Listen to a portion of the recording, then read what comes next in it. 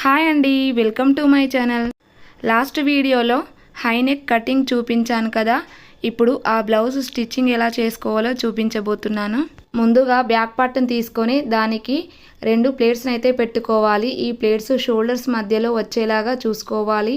అలాగే ఈ plates normal blouse కన్నా కొంచెం హైట్ ఉండేలాగా చూసుకోవాలి. ఇప్పుడు నడుం పట్టి వేస్తున్నానండి.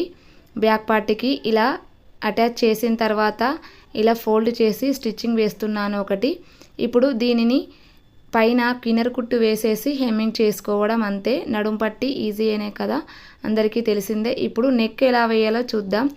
దానికోసం అని చెప్పేసి ఇలా క్రాస్ పీస్ని తీసుకొని ఇలా నెక్కి అయితే అటాచ్ చేస్తున్నానండి. ఇది ఎలా కట్ చేశాను నెక్ అనేది కటింగ్ వీడియోలో ఉంటుంది, చూసేయండి. ఎందుకంటే స్టిచ్చింగ్ మాత్రమే చూస్తే ఇది అర్థం కాదు.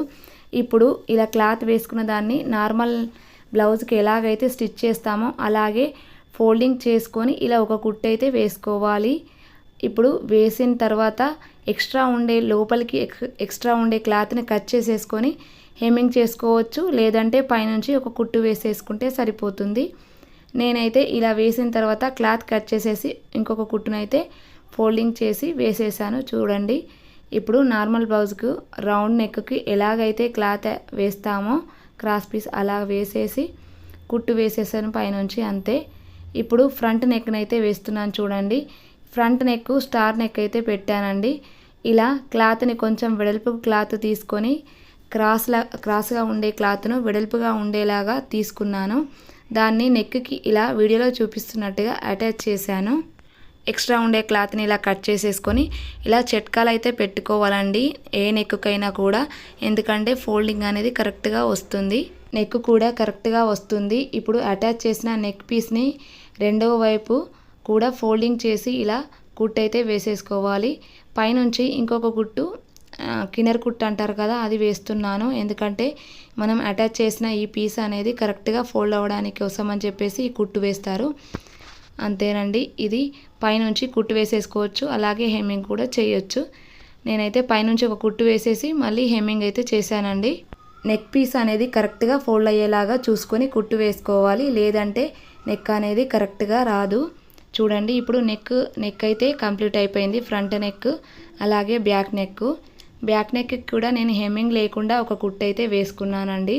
ఈ వీడియోలో నేనైతే ఫ్రంట్ పార్ట్ అలాగే బ్యాక్ పార్ట్ మాత్రమే చూపిస్తున్నాను. హ్యాండ్స్ నార్మలే కాబట్టి అవేం చూపించడం లేదు. మనం హాఫ్ హ్యాండ్స్ పెట్టుకోవచ్చు, లేదంటే ఫుల్ ఎల్బో హ్యాండ్స్ అయినా కూడా పెట్టుకోవచ్చు, అది మన ఇష్టం. నేనైతే నెక్ కోసం అని చెప్పేసి వీడియో తీస్తున్నాను కదా, అందుకని చెప్పేసి హ్యాండ్స్ అయితే ఏం చూపించడం లేదు. డైరెక్ట్ బ్లౌజ్ కంప్లీట్ అయిన తర్వాత అయితే చూపిస్తున్నాను. ఇప్పుడు షోల్డర్స్ జాయింట్ చేస్తున్నాను, చూడండి. మనం ఎక్కడి వరకు అయితే నెక్ పెట్టామో అక్కడి నుంచి వెళ్ళి బ్యాక్ పార్ట్కి ఫ్రంట్ పార్ట్ని ఇలా అటాచ్ చేసేయాలి. షోల్డర్స్ కూడా ఇలా అటాచ్ చేసిన తర్వాత హ్యాండ్స్ అయితే జాయింట్ చేశాను, సైడ్ జాయింట్ చేశాను. చూడండి, బ్లౌజ్ అయితే కంప్లీట్ అయిపోయిందండి.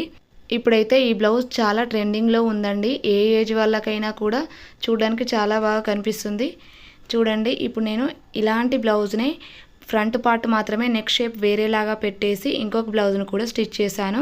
సేమ్ యాజ్ ఈజ్గా ఇది కూడా అంతేనండి. బ్యాక్ పార్ట్ కూడా సేమ్ నెక్, కాకపోతే ఇది 3 ఇంచెస్ నెక్ పొడవు అయితే పెట్టాను, అది 1.5 ఇంచ్ నెక్ పొడవు కొంచెం చేంజ్ చేశాను అంతే.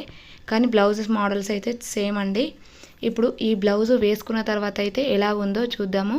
కంప్లీట్ అయిన తర్వాత వేసుకొని చూస్తే అయితే చూడడానికి చాలా బాగా కనిపించిందండి, చాలా క్లాసీగా ఉంది. మీకు ఎలా అనిపించిందో కామెంట్ బాక్స్లో కామెంట్ చేయడం మాత్రం మర్చిపోకండి. ఈ బ్లౌజ్ కటింగ్ వీడియో కావాలంటే నా ఛానల్లో ఉంది, చూసేయండి. వీడియో నచ్చితే లైక్ చేయండి, షేర్ చేయండి, సబ్స్క్రైబ్ చేసుకోండి. మరో కొత్త వీడియోతో మీ ముందుకు వస్తాను.